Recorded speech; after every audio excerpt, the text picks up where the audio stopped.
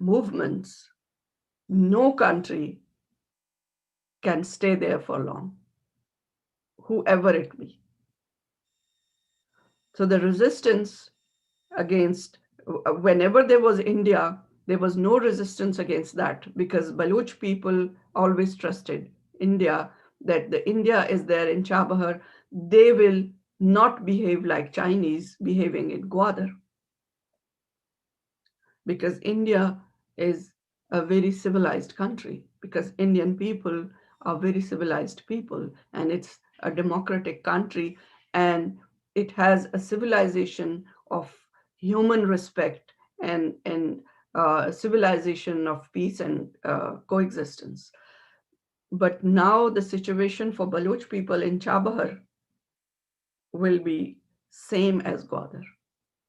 There was the situation there was actually um, not very good before because as when I was in India, I was into 2016. I have told the media that there were places in Chabahar like Kummuradabad, Kummurad, um, and many other places also that they were the Iranian bulldozers came and they just demolished our villages and they took over the area for the development, and nobody took care of our people, our graveyards, our temples and mosques or anything there.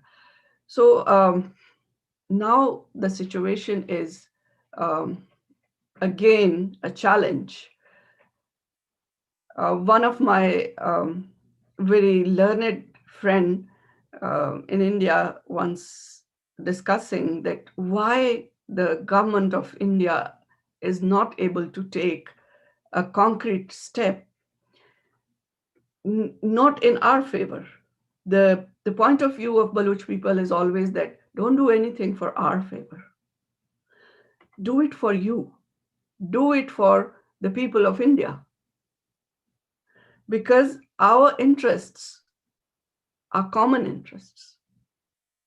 So when you stand with Baloch, when you stand with the rights of Baloch nation, automatically you become the champion of uh, South Asia.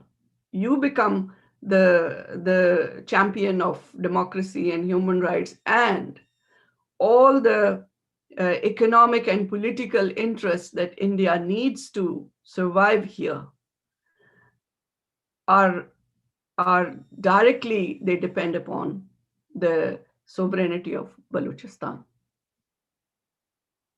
The ways your Eurasia policies, the ways the ways of oil and the safety, the terror, anti-terror campaigns can never be completed without sovereign and peaceful Balochistan, because Baloch people are very, very pluralistic people. We are the people who love their ancestry, who love their civilization, and we are the people, we love our Hindu Balochs. They are Balochs who are living in Balochistan or who are our brothers and sisters. We never had a history of rights.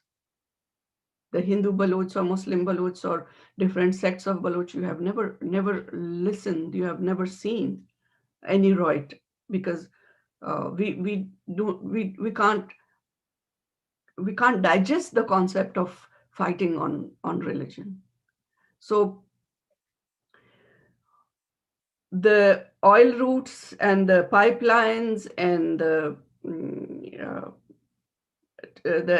anti-terror policies, everything depends on sovereignty of Balochistan. The threat of nuclear wars, because Balochistan is gonna a nuclear-free country. So the situation will become a peaceful, you will have a peaceful, uh, prosperous sister beside you, because the sisterhood of these nations is required. I don't say brother because the earth is feminine. So all the civilizations and the countries we live there, we are sister countries. So yeah, in this situation, so I was referring one of my very learned friend. He said that the all the till till uh, the decisions are gonna be made in Delhi, they will never have uh, a courageous decision. They cannot have, because Delhi has a history of falling of empires. So um, I don't think that maybe your parliament, when they go and make decisions, at least for your foreign policy, they should go and sit in Varanasi, or where the Magad empires were living, were ruling. Or I mean, you should think about it seriously. Actually, that from Delhi. Till now, the decisions, like when people say that, okay, the liberation of Bangladesh, um, I haven't seen in any decision of liberation of Bangladesh in any file of Delhi's government's archives. Even it was what happened. I'm not going to go in detail, but yes, the government of exile was there. The government in exile for Bangladesh was there. And what happened, um, the Pakistan army, when they surrendered in front of Indian army in just a week, or 1 or 2 days, more than a week, because they are not a fighting army. They are um, they are more interested in grabbing lands and selling cereals and kickbacks of F-16 or F-7. They are not a fighting army, actually. They always kill the innocent people, the civilian population. They have killed civilian population in Bangladesh. They have killed civilian population in Afghanistan. They are killing civilian population in Balochistan today. But in front of an army, like when Baluch army comes and fights, they always get defeat. They have never won a battle from. I mean, whenever they are in front of each other, the Baluch army and the Pakistan army, it's the civilians, it's we people. They can come and they can kill, and they can. In Bangladesh, they did the same. But when Indian army came in front of them, and Bengalis were with them, the Bengali army, they separated from the Pakistan army. It took a week or 13 days. So what happened? That army went back after Shimla and all these agreements and what happened. There was um, no war crimes punishment to them. If Pakistan army was not let go without any punishments of war crimes against the people of Bengal, they were not repeating it here. They won't be able to repeat it in Balochistan today. And now they are doing it in Sindh also.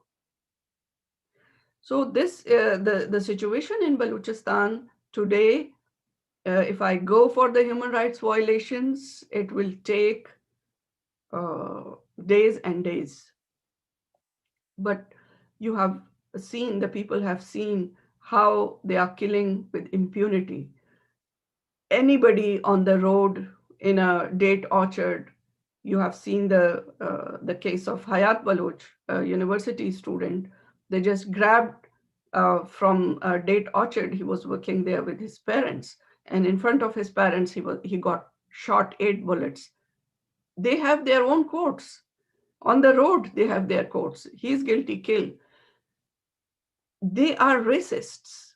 It's a racial uh, hatred embedded in their DNA against everybody.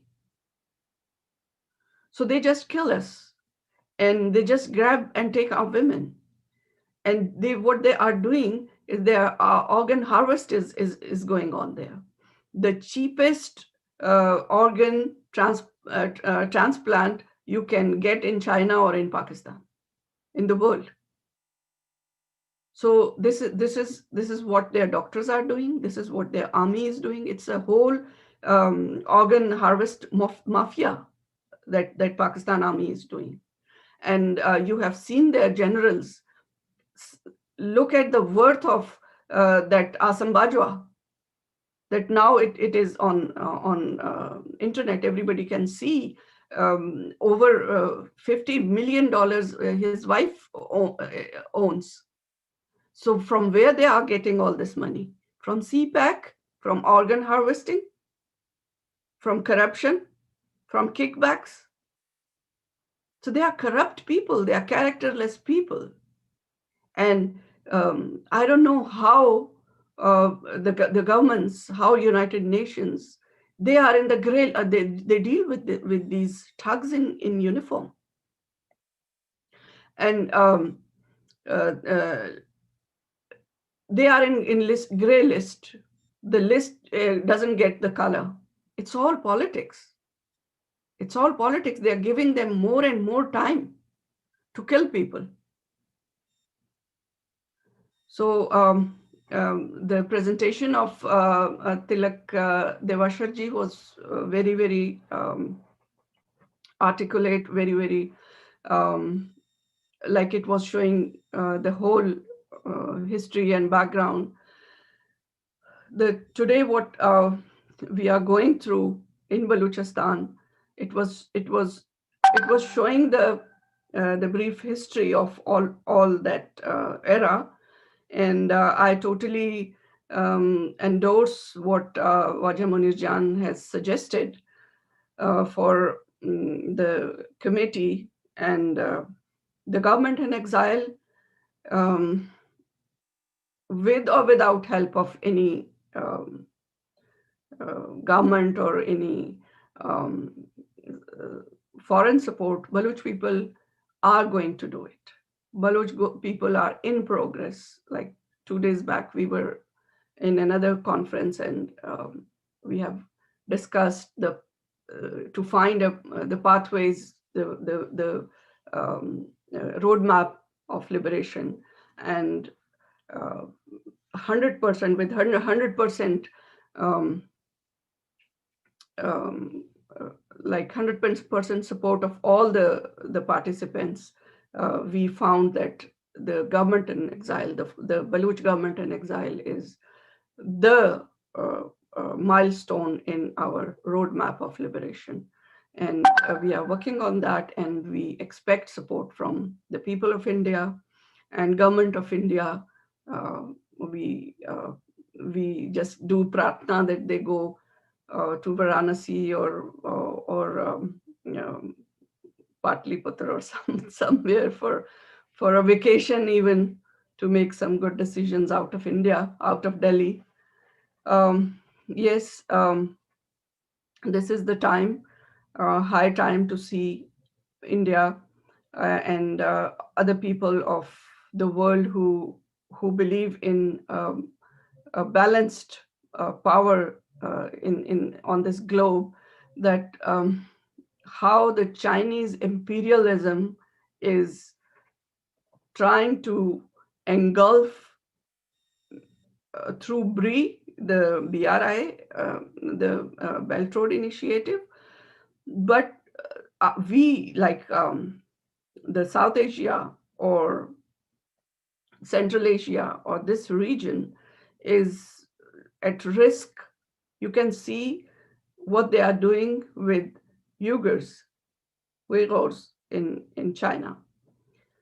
The way this is their mindset to deal people who are helpless or who are um, under their clutches, in their clutches. So they don't believe the Chinese government in the name of Communist Party, but I don't know what kind of party it is. The way they are dealing with the people is worst what Nazis had done. Um, they are repeating the history of Hitler. And just think about the people of Baluchistan. They are also in the clutches of China and Pakistan, and both history is in front of you. What the Pakistan has done in Bangladesh and what Chinese are doing in with the Uyghurs. So you can understand that what will be the fate of the people of South Asia if China takes control of Afghanistan too. So if the world powers are retreating, this is the time for all of us to join hands and stand for our coming generations. The way they are coming in India through Ladakh, the way the genocide of Bengalis today, they are asking apologies, and they are asking from China that it was a direct role of China in the genocide of Bangladesh after their liberation from Pakistan's occupation. So the way they are doing the anti-people steps day by day they are taking is is so much scary. It's hilarious that if we, the people of this region, just wait for them to come and repeat all these things on all of us. So thank you so much. I'm here for any other question, answers, or anything. Thank you.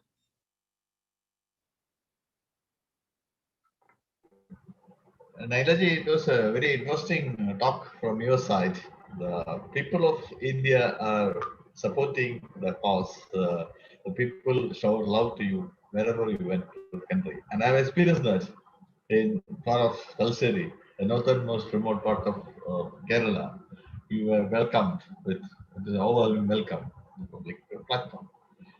And the government in exile of Balochistan, it's an interesting point you have made now. You, Munir, and have made that point. I think you people are on to it.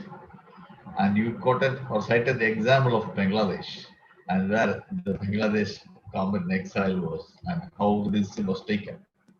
But it was very worrisome on your communicating about China entering into Afghanistan and how they will be taking over and how the Uyghur Muslims, their rights have been violated by the Chinese and how the Baluchis are under the clutches of China and Pakistan and how the Pakistan army is a timid force if they come in confrontation with another army rather than they attack innocents and to land grabbers and all sort of allegations you have made, land grabbers, gold grabbers, likewise on the Pakistan army.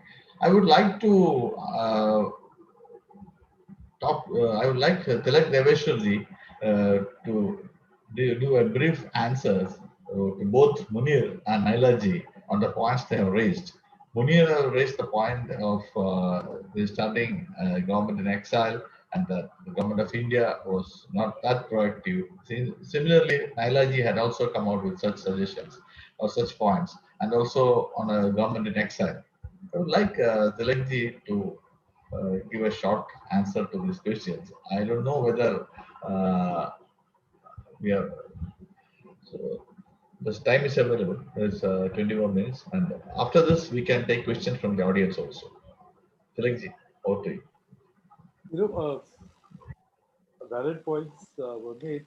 The only thing that I would like to say, you asked, and both of you are very have articulated the fact that that India is not supportive enough, that India should do something. And Nailaji made a very important point that don't do it for the bullies, do it for yourself. All that is a very well taken point, which is very well taken. I just like to make two submissions. One, you see, in the case There's of some audio disparity. Can you audio? I think your audio a little bit. The point I would like to make No, is no, okay. the point I'd like to make is that unless and until the Baloch themselves demonstrate unity and come up with a single leadership, a single program of action, the rest of the world looks at, that what are they going to be supporting? When you have, there is a fair, and I did not spell it out over here. There is a lot of differences. You made a very good point that you met recently and you decided to involve a common sort of a goal. That is very important. That has to be the precursor. I recall a couple of years ago, the Khan of Palat and Harbiar Meri had come up with some sort of a mutual common minimum program. Nobody else supported it and it just got dissipated. So you must have a unity of leadership, a goal, a common vision, common minimum program that all the Baloch can accept. You can then set up a committee or you can then set up a government of exile. But if everybody is going to be pulling it down as soon as somebody comes up with that idea, you will not get very far. So that is the first thing which amongst the Baloch, and there must be a churning amongst all of you, especially those who are abroad and those who are in the country, to have a churning to see that where is it, what do you want, what do you visualize the Balochistan to be in the next 5 years, and what is the roadmap ahead? How are you going to do it? Instead of pulling in different directions, there will have to be give and take. You will have to come with some common plan of action. That was the first point I would like to make. Then we talked about the Quad, and we talked about China. Now, every country has their own national interests. Nobody is talking in terms of moral issues. You made the point about politics and things in Pakistan and the FATF. You talked about there is no morality, unfortunately, in international relations. Everybody is looking at their own national interest. The Quad, which has been set up, as a sort of a discussion group, and gradually it is taking shape. Everybody is trying to. The main issue today is what? To ensure China remains within the international system. China respects a rule-based system. So the entire worry is that. And the Quad is focused a lot on that. To expect that the Quad will come and help. Yes, it could. Tomorrow, you can be a black swan event. It can certainly come and help in case the situation changes. But again, they will be looking for who's the leader? What is the program? What is it that you want to do? So again, we come back to that basic point. Then about Iran, you mentioned, both of you talked about Iran and Chabahar, and India's lost out on Chabahar. It doesn't work that way in international relations. It's a process. Just because China has committed or signed an MOU that they will invest $400 billion in Chabahar, doesn't mean they're going to do it tomorrow. They promised $62 billion for CPEC. They've invested 19 so far, despite 5 years having gone by. So it is just something, and Iran is also, as you know, they're very good in diplomacy. They're also watching. They don't want to cut India off, and we certainly don't feel that we are cut off from China, Chabahar, or from Iran. So international relations is a process, and we must be patient and see how the system is evolving. Yes, there can be frustration. You want things to be speeded up. You want a greater commitment, a greater support. That's perfectly understandable. But as I said, everybody does it for their own national interest. Then one other point that I would like to suggest is documentation. Now, this is the first time I'm hearing Dr. Naila mention this, about organ harvesting in Balochistan. I've heard this among the Uyghurs, but I've never heard it amongst the Baloch. So if you have documentation, if you have proof, if you have evidence, you must put this across in the Human Rights Council meeting, which is going to take place in September. Other forums, you can write about it. You can send information to India, and then, this will get projected, because this is the first time I'm hearing about it. And if it is happening, it's extremely serious, and it must be brought to the notice of the international community. That's a very important. So documentation for you is very important. Every human rights violation, every person who goes missing. I know the Voice of Missing Baloch persons have documented a large number of this, but that needs to be projected much more. See, one of the problems in Balochistan is that you suffer because of the media clampdown that Pakistan has imposed. But now, with the presence of social media, like what the PTM is doing, what the Pashtuns are doing, every rally of theirs goes viral on social media. You must do the same thing with your people, expatriates abroad. Put it out on the social media. You must reach out to a large number of Indians. See what the government of India will do, government of India will do based on the international system in which it functions. But the people of India, many of them, in fact, my endeavor is to, first of all, educate the people of India on what is happening inside Pakistan, what is happening in Balochistan. you too must reach out to people of India through various contacts, through Twitter, through Facebook, and keep bombarding them with facts, documented facts. And that is how the resonance of what is happening in Balochistan will become wider, will penetrate international media, will penetrate the consciousness of people all over the world. So document every violation of human rights, especially when you're sitting abroad, with photographs. Everybody these days, everybody has got an Android or an iPhone, and you can easily push out videos. So do that. Increase the consciousness of this, and it is going to be a long struggle, as I mentioned. It is not going to happen because of what the Pakistan army is, the way the Punjabi mindset is, and the way they treat you as a colony and they want to control you. So it's going to be a long uphill struggle, and you have to be prepared for the long haul.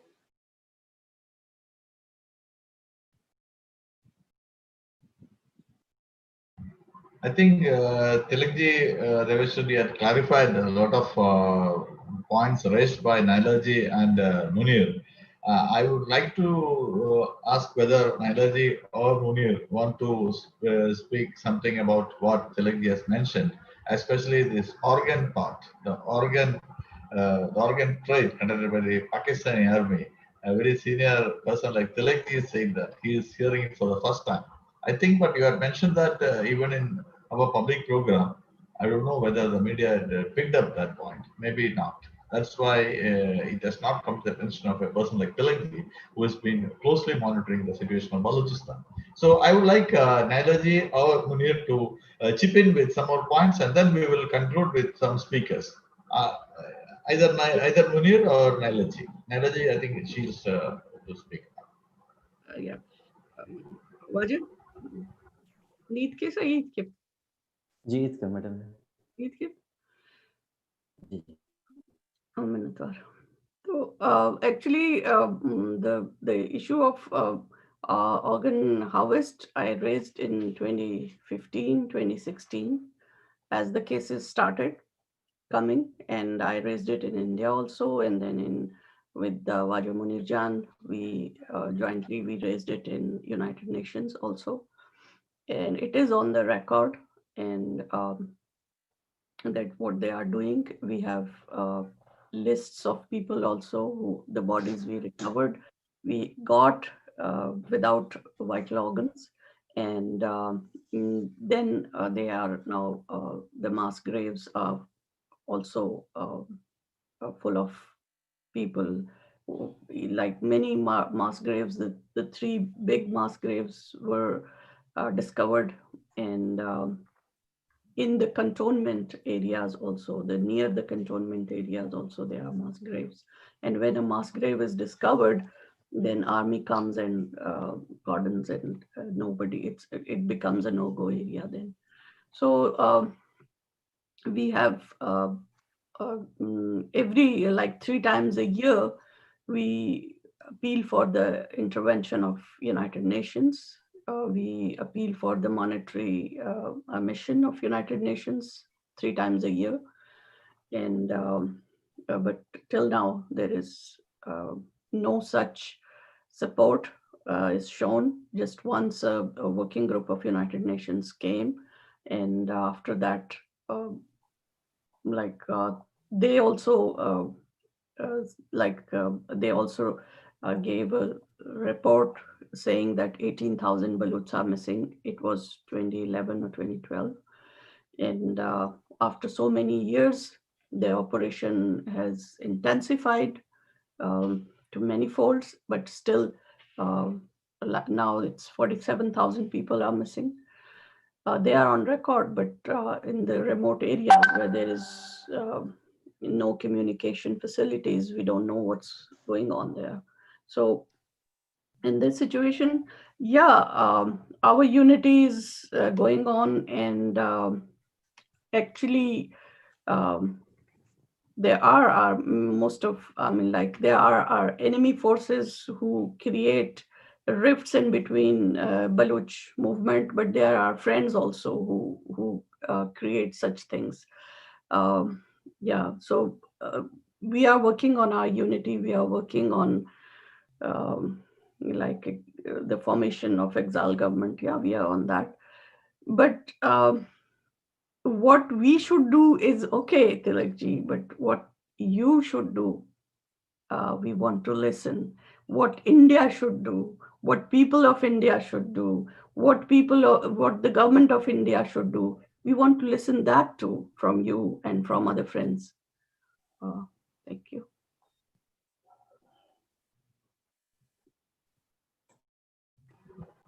So, I can't speak on behalf of Government of India. I retired 5 years ago. I'm now an author, and but I can tell you one thing, that there is a far greater interest and thirst for knowledge about Balochistan I have seen personally in the last 2 to 3 years. Wherever I go and speak, and these questions are asked, why isn't India doing something about Balochistan? I said, you forget what the government will do. Government will do what it has to do based on whatever its own reason. But as people of India, we can help out the Baloch by following them on Twitter, by retweeting their tweets, by following them on Facebook. So you will find that over the last 2 years, there is a much greater awareness in India. I'm not saying it is satisfactory, but it's enough. But there is a much larger awareness about Balochistan and Indian youth following events in Balochistan. I think this is what the people of India are doing. They are trying to build a public consciousness and ultimately pressure. You see, basic thing is that a lot of people in India, for example, when I talk about Bravi and Balochi, people look at me blankly. They what am I talking about? I ask them, do you know what the districts of Balochistan? People don't know. So, or what is the Quetta Shura and how come the Taliban are in Balochistan? So, awareness, for example, with this webinar which Arun has organized, awareness about what is happening in Balochistan and similar sort of webinars that I attend and conferences that I speak on Balochistan. The idea is to, first of all, make people of India aware, then get the people of India to start following Baloch handles and Baloch Facebook pages to interact with them and get an idea what is happening. That churning is happening, I can assure you, in India amongst the youth especially. It will take time, but what the government will do, that's a separate matter. But I can assure you that as far as the normal Indian citizen is concerned, there's a lot of churning and interest and thirst for knowledge of what is happening in Balochistan. And that, I think, is a very encouraging sign. Munir, I would like Munir to come back to Munir. Munir may have some one or two points to make. And also, I would like to create awareness because as Mama Khadir is not here today, on the ground realities for a couple of minutes. Please, Munir, your turn. Yeah, thank you, Arunji. Actually, this is what, I initially said. My first point was that there should be some sort of coordination committee between us and the Indian people. I myself, in 2009, I was invited by IDSA for a conference. There was a conference when I was there. During the conference, I received a paper, sir, please come out. So I went there. They said, we are not going to allow you to speak because there's a pressure from Pakistani side. So we are sorry. Unfortunately, this has been with us that we were not able to interact with the people of India. And this is why the Indian people do not know what Pakistan is doing in Balochistan. And the same thing happened with us when I and Khan Kalat in 2017 went to Bangladesh. So in whole Pakistani media, mainstream media, TV channels were saying this thing that Baloch Gaddar, Bengali Gaddaron ke paas madad lene gaye. So in their mind, still the Bengalis are Gaddar. And this is what they were describing this as Baloch Gaddars. We have, went there. And what Pakistan is doing with us, this is what I said, that I myself have written 4 books. This is one of the books, Enforced Disappearances. In this, we have many pictures, photographs, cases, details, but we have been unable to deliver it to Indian people. That's why they do not know about the details. The pictures with dead bodies, pictures with bodies where body organs are missing, and the details of that person that, in front of the witnesses, the army took that person, and later on we found a dead body without body organs. We recover our dead bodies, their dead bodies are hanging on trees, or they throw them in deserts. We recover our loved ones like that. And this is what Baba Kadir has been doing it from last more than 4,000 days. He's staying in protest at Quetta and Karachi at different press clubs, and every day there's a camp where the family members of the missing persons, mothers, sisters, daughters, they come and they cry that my son, my even females, daughters, kids.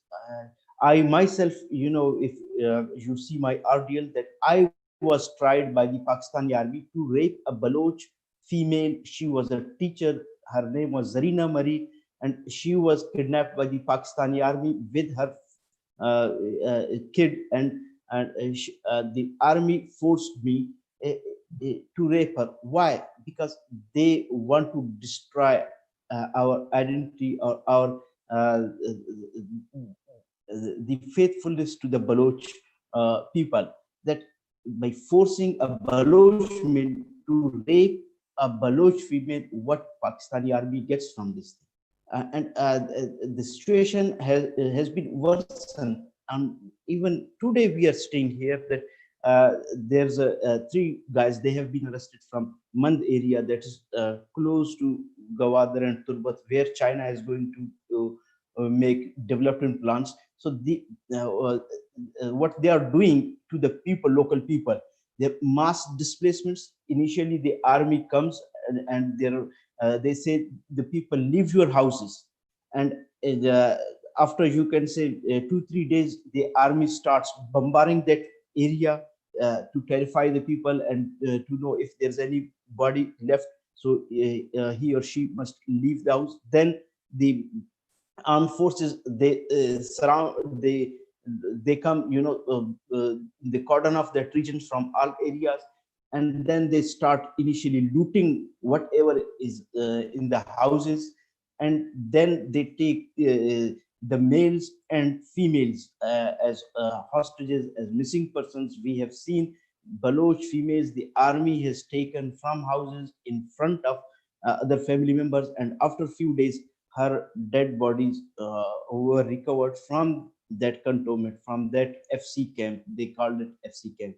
So from every government institution, the media is completely blackout in Balochistan. Even I know BBC reporters, they tried to go to Balochistan, they were not allowed.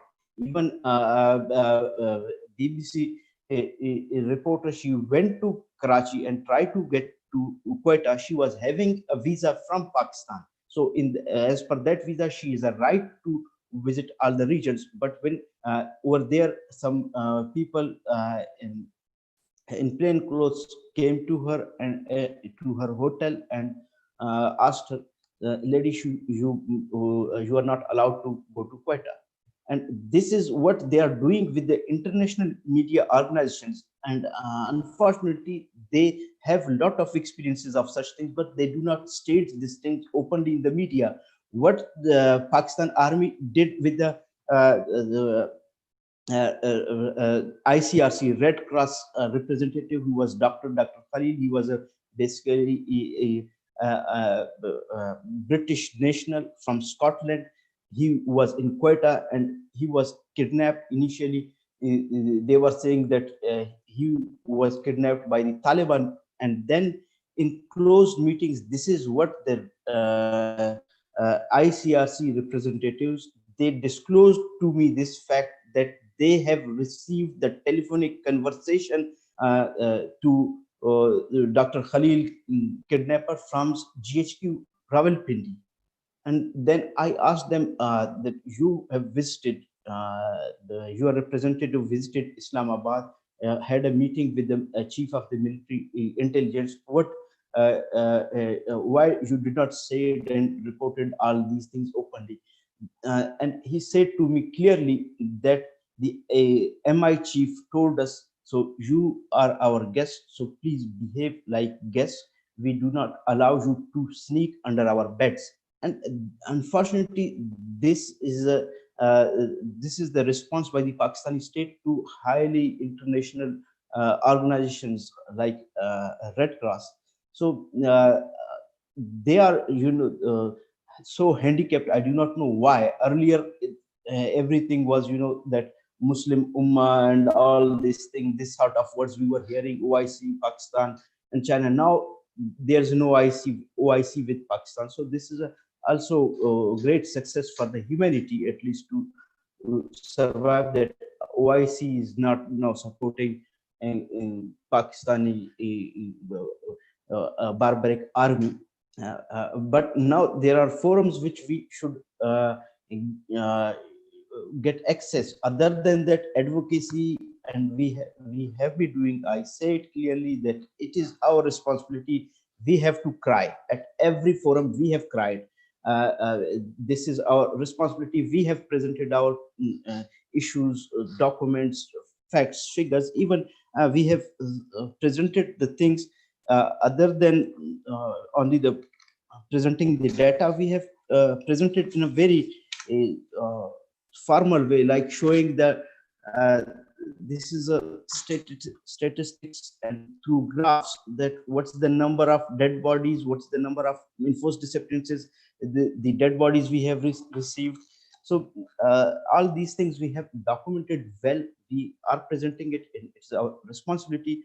But now we need a push to take these issues to the real decision makers, to the core decision makers, that they must come up, because we have seen this thing, that they said that we have plans, we have strategies, we have documented those plans, we have structured those plans, but those plans are under our tables. Uh, uh, we have not put them on the table, because this is not the time. This I myself have seen from European Parliament, from European countries, from US representatives, from Indian representatives, officials as well. But now the whole region is underwater. Now China is coming so aggressively to the region. If China achieves its objective, then nothing will be left for none. Nobody will get achieve anything if China achieves her plans as she has designed. And Pakistan is doing what? Everybody knows this thing, that Pakistan is a country that's for hiring. So many times USA hired Pakistan, Saudi hired Pakistan, and now China is hiring, and now China is on the back of Pakistan. Uh, we Baloch, we have been facing Pakistan furiously over there from the last 60 years, and we have achieved a lot of success. Even if you look back just 7-8 years earlier, that Pakistan army was not allowed to get access to the different regions, big regions of the Balochistan. But now, because of China, they are so brutal against us. Yes, they have arms, ammunitions. They are using those helicopters, those B-2 bombardment jets, which Pakistan received from USA as an aid to combat religious terrorism and Taliban's. But they are using those arms and ammunitions on us. And this is the thing we have cried several times at international forums, and this is a fact that the Indian government should also present those things to the US officials. You have given aid to Pakistan to use it against Taliban. They are using it against the Baloch people, against the civilian people.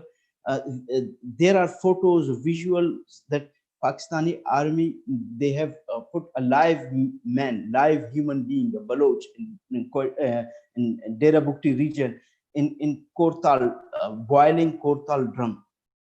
So a big can of full of Kortal that is boiling, and putting a human body, live human body inside there. This is the height of cruelty. This is the height of, you can say, abusing the UN fundamental rights. With respect to freedom of expression, and even UN organizations, Red Cross, the UN body, they are not allowed to speak. UN representatives, they are not allowed to visit Pakistan. UN Working Group on Enforced Disappearances, they visited only once uh, uh, Pakistan, and they were allowed only go to Quetta. And later on, for the following visits, for the following reports, they are not allowed. When we go to them, they show us their request that we have sent this request to Pakistan. Please give us follow-ups. There are no answers, no response from the state. We have requested them for a visit. They do not respond us for any visit. On the other side, we see that when there is something which is related to China, these organizations are being bullied by China. Now we see high presence of Chinese in the UN organization, in the UN bodies. Uh, I myself and Khan Kala asked for a meeting with the UN Working Group in United Nations Geneva. When we entered over there, so there was a Chinese lady. When the meeting started, I and Khan Kala both objected on this, that we have concerns against Chinese people, we have concerns against Chinese government, and if there is a Chinese people, how we can tell the details. So there is a high risk for us. They said, no, no, no, this is she's with us, so you do not have a right to object on her presence. uh, so this is the behavior of the international organizations. uh, when an interest is involved, we know there is a interest because they get finance from Chinese. That's why they cannot deny any request from the Chinese government.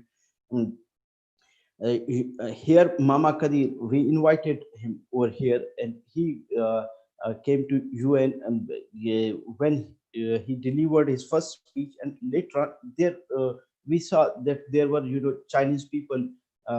They were taking his photos secretly, uh, and this is what we said, why they are taking it secretly. We present our things openly to the media.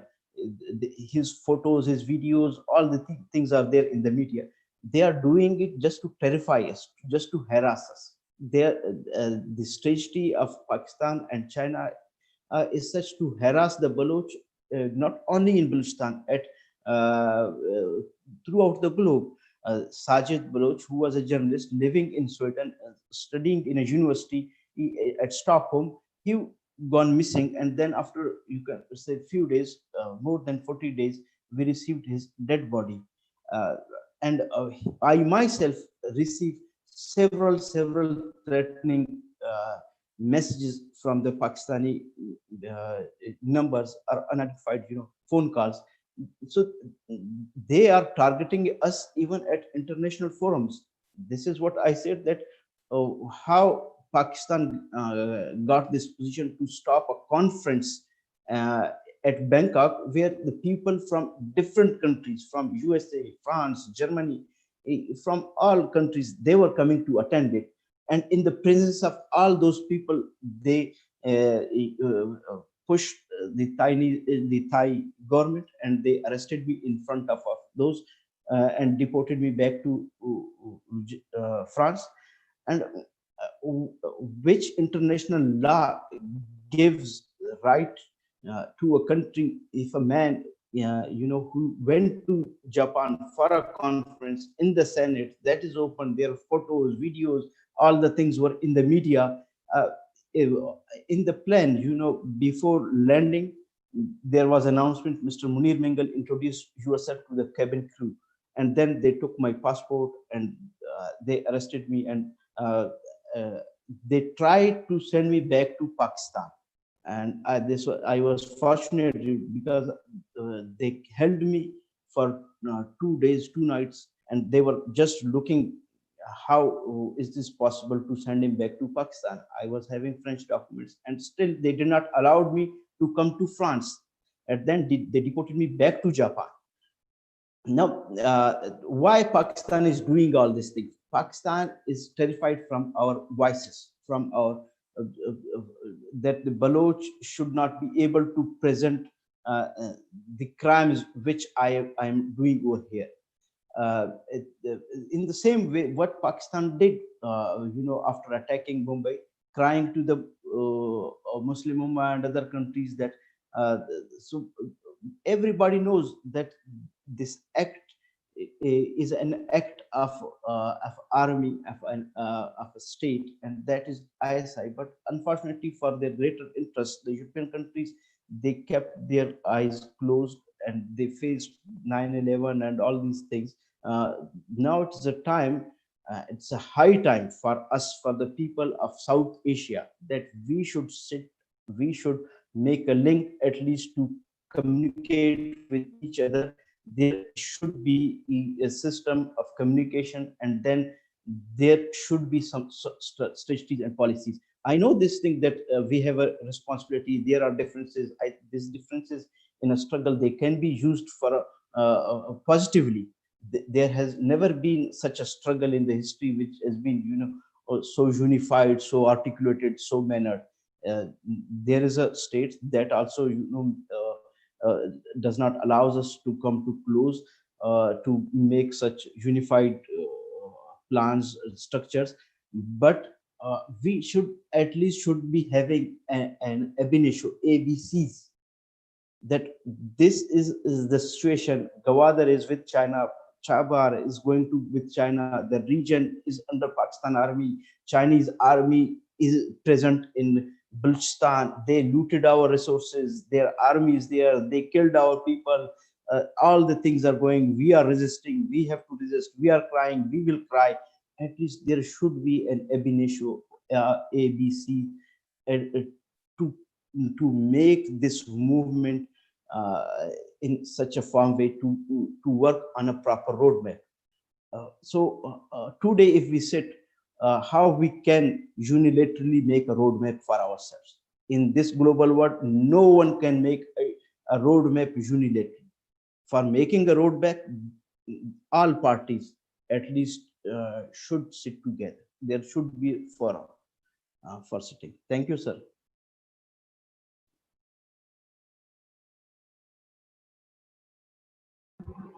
Thank you, Munir, for that talk. Once again, you are coming out from your heart on what you faced, the brutalities, everything. And I think Munir has made his point once more clear that there should be a working group, or rather a close discussion for that, and that roadmaps cannot be unilaterally made.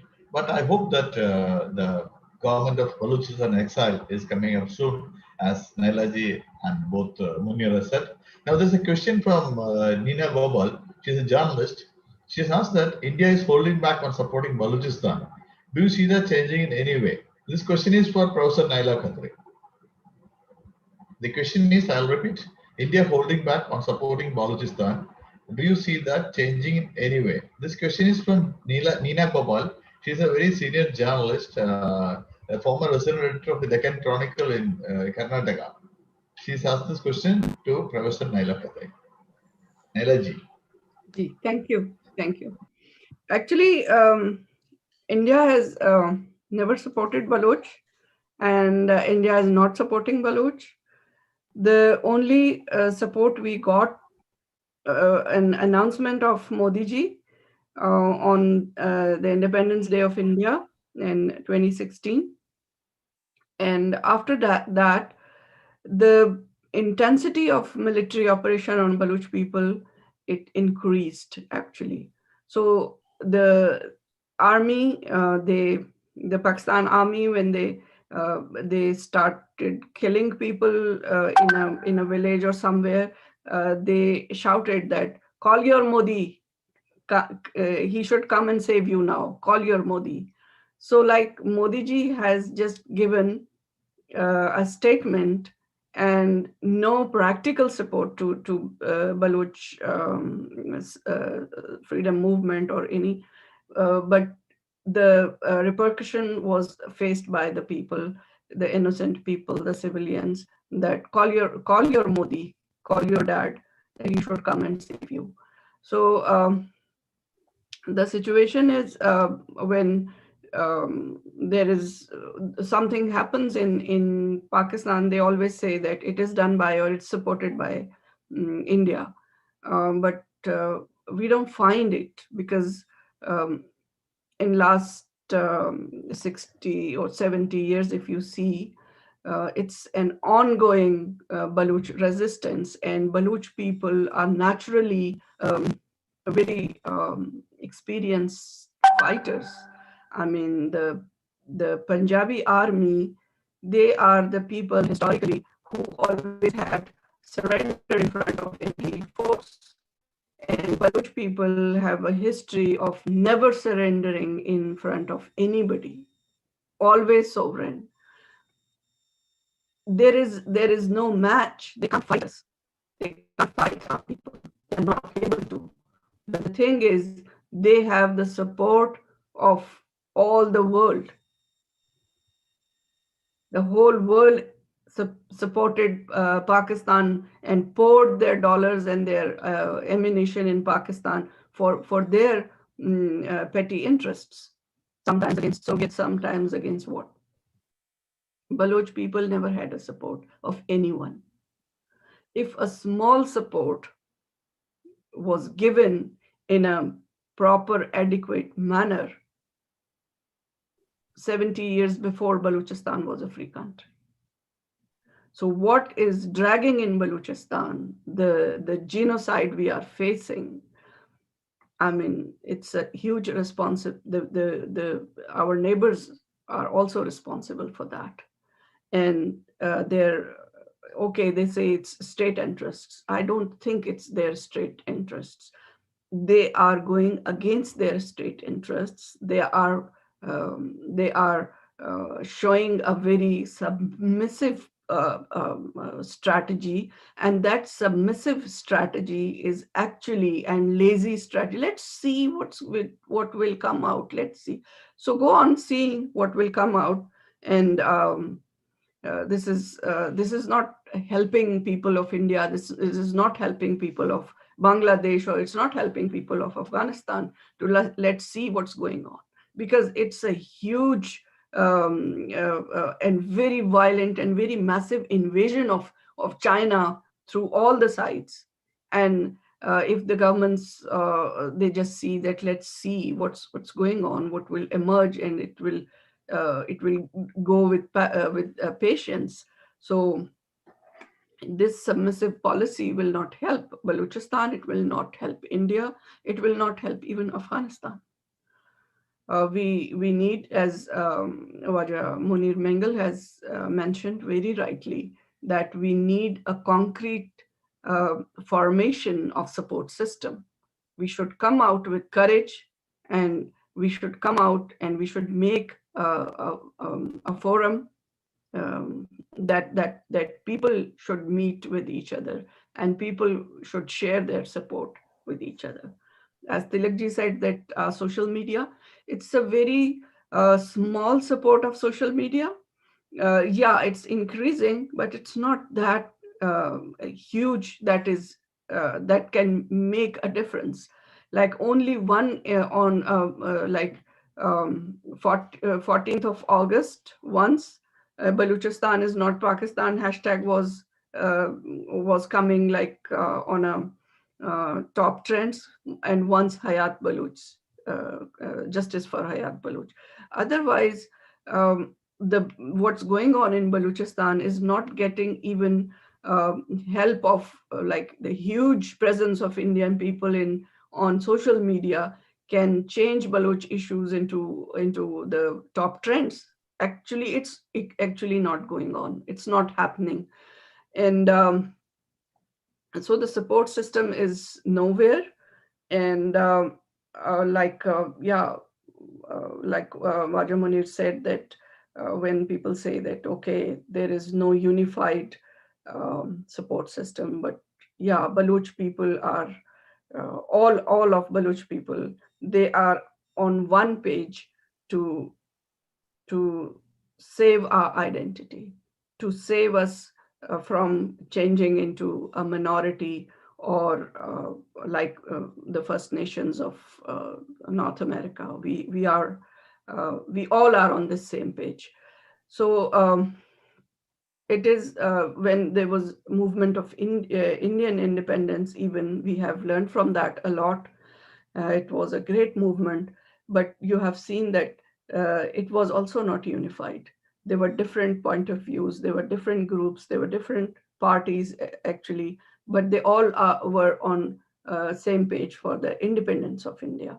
So same is with Baloch people. It's not that one leader should come out, because as a like we believe in joint leadership, we believe in a pluralism, we don't believe in patriarchy. So like in matrilineal societies, you have seen that there is a joint kind of leadership. So coming into on one page as a formation, we are working on that, and we are facing challenges, and these are internal challenges, they are external challenges, as natural, yeah, but we are working on that. Thank you. And thank you, Nailaji, for the informative talk you had on the need of social media to be translating the Baloch issue. And Just one more thing yeah. that I sorry, Arun, we also need support of Afghanistan's government, India government, Bangladesh government, the supportive governments to stand with us in United Nations, to stand with Baloch demands in United Nations, stand with us. So this can make a big change, because when official side of the applications or interventions, they work on an issue, or they take a stand on an issue, it makes a huge difference. Okay, Nailaji, that point is noted. Yeah, Tilakji, you can chip in. Yeah. Yeah, I find a sense of a lot of demoralization in Professor Mehta. As I said, it's going to be a long struggle. You're not going to get results overnight. And you say social media is very small. Every long journey begins with a very small step. So don't underestimate. And certainly you're not going to get 50,000 tweets on a particular day on a particular hashtag. It'll happen slowly, the momentum will build. But don't feel demoralized that India is not doing. India is not going to jump and land up in Quetta, I can assure you that. That is not going to happen. So, but there are so many other ways of doing things, of working with other people, working with like-minded parties, and you don't know, the international situation is changing so rapidly. In the next 1 year, you probably have a totally different new thing happening internationally. So the important thing for you is that stay the course. Stay the course, keep documenting, keep building your roadmap, keep building a unified thing, and tomorrow it won't take long. When everything clicks into one place, it will not take long. Yes, to reach that journey, even in the case of Bangladesh, the language riot started when? Started when Jinnah had visited Dhaka in 1948. When he started off in 1951, there were language riots, and it took them 20 years, to finally fructify that. So likewise, you have to just keep chipping away. You're faced with a very tough situation because you don't have a critical mass of population. You have to understand that. The Baloch are what? Just the entire Balochistan population is about 6%, 5 to 6% of the population of Pakistan, whereas the land area is 44%. So you have to maximize what you have. You have to maximize what you have by articulation, by constant bombardment, by documentation, by reaching out to people constantly. You will not be able to have mass movements. You will not be able to collect 100,000 people on the streets of Quetta or Bazar or elsewhere. But through a different tactic and different strategy, you should be able to, and you will, I'm sure, reach out to more and more people who are friendly towards you in India, for example. And and as I said, make them aware. For them to become aware, for people in India to become aware, a lot of responsibility comes on you. When you said you have documented all these human rights violations, well, please share them. Share them with Arun. He will pass them on to me. I will write about it. I will load of other sympathetic people who will write about it. And that's how gradually you build. You have been to various organizations. And also, Munir, what you said, that you were turned back from a particular conference or you were not allowed to speak, I would look upon that positively. If you were not making a difference, if Pakistan was not hurting because of your activities, why would they go to this much of trouble to make sure that you don't speak? Don't allow Mama Kadir to attend a conference abroad. It is because they are scared, because you are hurting them, because they feel they are put their backs to the wall. Therefore, that is your success. And you need to build on that success and treat it as a success. Don't get dejected that I was not allowed to speak at a conference. I would look upon it very positively that they stopped you because yes, you made an impact. Your books are there. Write about your books. Get them reviewed. If they are not being reviewed in India, send them to some publisher in India. Have them sent across. If they're on Amazon, tweet about their uh, post in Amazon. I'm sure people here will pick it up and popularize the books. So there's a lot that can be done. I agree with you that people have to sit down and work out a common strategy. But please don't be demoralized. Don't keep saying India is doing nothing. Other countries are not doing anything. Ultimately, God helps those who help themselves. You have to do it. Other people will follow. I mean, you have a huge sympathy for Balochistan in India. I can assure you that. It just has to be tapped into. It just has to be made aware, and you will find people, such chashme phooteenge.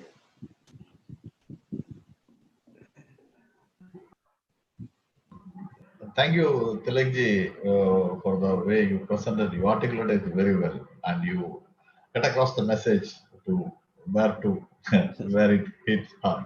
And I think Munir, the trauma Munir underwent in Kuala Lumpur and in Taiwan.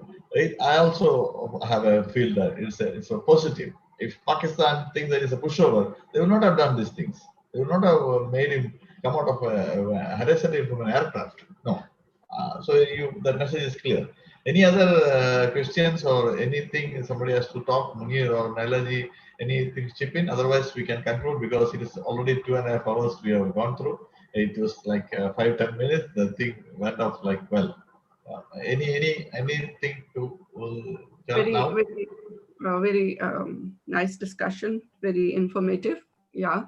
Uh, mm, One thing to research about or to make it more authentic, Tilakji wants us to share with him. So one thing is, it's a hypothesis, just I want to give, is Baloch is the majority of Pakistan. Today's Pakistan, Baloch is the majority population. We are not a minority. The majority of Balochs, they don't live inside Balochistan, they live in Punjab and Sindh. So when it's the hypocrisy, it's the game of statistics that the establishment, the state of Pakistan is doing with us. They have divided Balochs through language, like Baloch speak what languages we speak inside Balochistan, like Baluchi, Brahui, Lasi, Jammuti, Jadgali, Devari. We speak so many languages inside Balochistan, Khetrani, Langvi. But the Balochs who live in other provinces of Pakistan, they actually speak different other languages. So in when they census during the forms they fill it through language. So when people speak Punjabi or people speak Saraiki or people speak Sindhi or people speak Pashto or people speak Hindko or Kashmiri, so they don't take their Baloch as a nation. So Baloch are living even in Kashmir. Balochs are living in Sindh and Khyber Pakhtunkhwa, and the majority is living in Sindh and Punjab. So it's not that Baloch only live in Balochistan. So if you look at these boundaries of Pakistan, actually we say it's not me. My teachers have told me that Balochs are the majority of Pakistan, but we need a proper census for that. So yeah, so 4 million Balochs are living in Afghanistan, and the like 12 million Baluchs are living in Iran. Same is doing Iran. They are taking parts of Baluchistan into, including in the other provinces, and they are also doing census in a game to show Baluch as minorities. Our mothers are very productive. Don't think that we are a minority. We are 40 million people. So 40 million people without a country. Kosovo, a friend of a journalist from Kosovo, he was saying that we are just 2 to 3 million people, and we have a country. And look at yourself. So That's a very good point that you've made. So, like Jacobabad was transferred to Punjab, you lost to Sindh, you lost Dera Ismail Khan. Karachi is Karachi. probably more Baloch than the whole of Balochistan. So why don't you document this? Why don't you write about this? You should document this, write about it, to let people become aware. We have this in written form. Yeah, we have documented it. But Please like share we it, Arun. We'll pass it on to the Yeah. I think it should be in the media to be more aware of that. People have to be more aware.